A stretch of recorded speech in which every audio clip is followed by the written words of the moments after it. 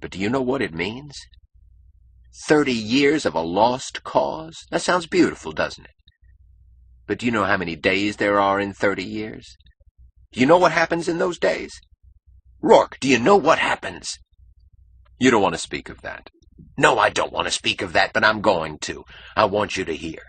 I want you to know what's in store for you. There will be days when you'll look at your hands and you'll want to take something and smash every bone in them because they'll be taunting you with what they could do if you found a chance for them to do it. And you can't find that chance, and you can't bear your living body because it has failed those hands somewhere. There will be days when a bus driver will snap at you as you enter a bus, and he'll be only asking for a dime, but that won't be what you'll hear. You'll hear that you're nothing, that he's laughing on you, that it's written on your forehead, that thing they hate you for.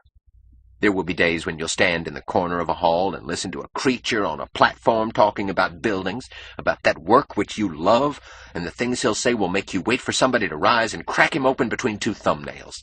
And then you'll hear the people applauding him, and you'll want to scream because you won't know whether they're real or you are, whether you're in a room full of gored skulls or whether someone has just emptied your own head.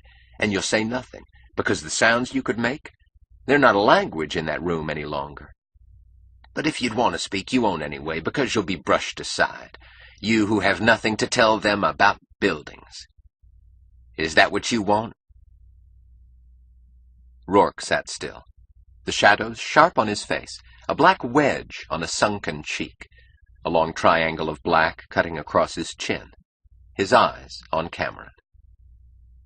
Not enough? Asked Cameron. All right. Then one day you'll see on a piece of paper before you a building that'll make you want to kneel. You won't believe that you've done it, but you will have done it.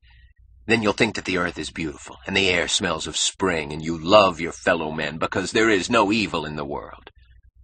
And you'll set up from your house with this drawing to have it erected, because you won't have any doubt that it will be erected by the first man to see it. But you won't get very far from your house, because you'll be stopped at the door by the man who's come to turn off the gas.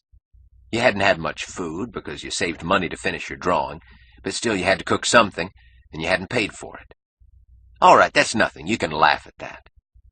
But finally you'll get into a man's office with your drawing, and you'll curse yourself for taking so much space of his air with your body, and you'll try to squeeze yourself out of his sight so that he won't see you, but only hear your voice begging him, pleading, your voice licking his knees. You'll loathe yourself for it, but you won't care if only he'd let you put up that building.